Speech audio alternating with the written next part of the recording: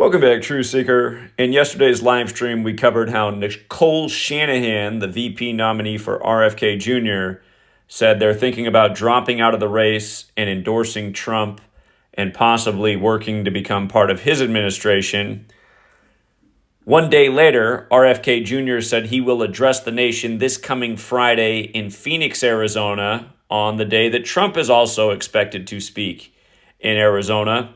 And notice it's the same numerical pattern. In fact, look at how perfect this ritual is with RFK Jr. and Donald Trump. And let's remember that the day he filed his paperwork, April 5th, 2023, I said that day it looked like it was a ritual paying tribute to Trump because he got in the race on 4-5, like Trump's number 45. Of course, this year on April 5th, we had the earthquake on Trump's golf course.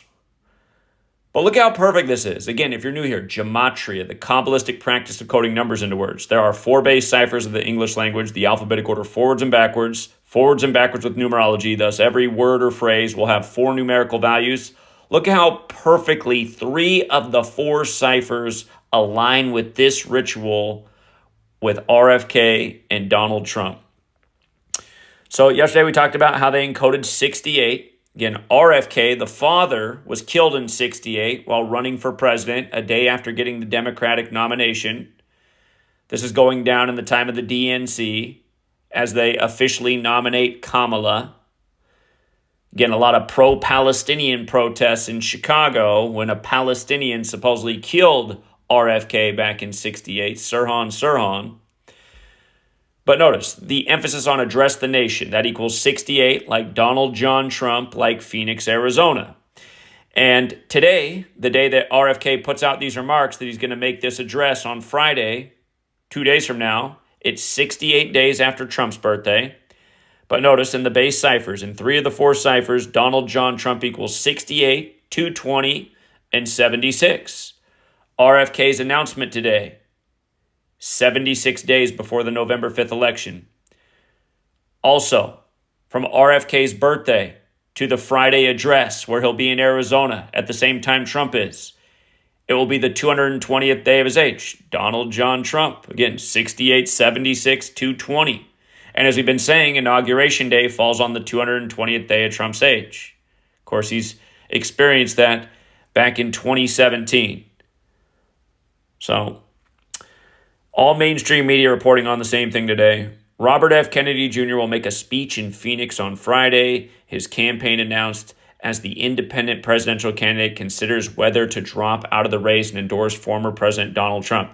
Remember, they were removed from the ballot in New York, Trump's state, and there's been growing speculation that because of that move, RFK is going to be out of here. And again, they were never going to let RFK Jr. win. Like we said, he got in the race in a major ritual that was pointing to Trump. We said then that day it was pointing to Trump in some kind of assassination story. Lo and behold, on the 195th day of the year, remember Robert Kennedy equals 195, Trump has the assassination scare 45 days after JFK's birthday anniversary. And then RFK finally gets Secret Service.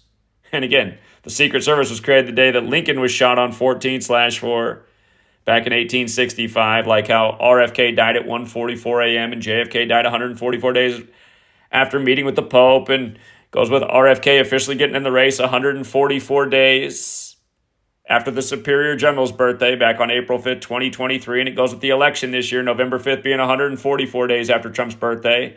And we covered how they encoded the 144 yesterday and what Nicole Shanahan said. Isn't it amazing how the same number patterns just over and over? But it goes on. As the independent presidential candidate considers whether to drop out of the race and endorse former President Donald Trump. The campaign said Kennedy will address the nation Friday morning without sharing details of what he will be speaking about. CNN has asked the campaign for additional information. Kennedy's speech will come days after his running mate, Nicole Shanahan, said in a podcast interview on Tuesday that the campaign is considering whether to join forces, from that phrase equals 144, with Trump to prevent the risk of Vice President Kamala Harris winning the election. There's a few other things here that are interesting, but again, I mean, just how perfect it all is. And it just ties in perfectly with him getting in the race officially on 4-5. Now getting behind number 45. And again, it's just been one joke after the next with RFK Jr., including naming Nicole Shanahan the VP nominee the day the bridge collapsed in Baltimore on Pelosi's birthday, when the worst bridge collapse in U.S. history is the Tacoma Narrows Bridge, and that's where she's from. The Tacoma Narrows area.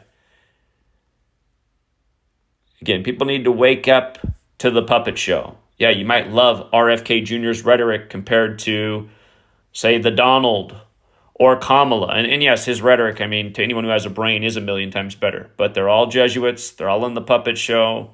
They're all playing their part. And what people need to understand is these selections are not legitimate, and no one should be participating in them. And if RFK Jr. was really about it, he'd be saying that exact thing. He'll only take you so far, like the rest of these gatekeepers. Till next time, Truth Seeker.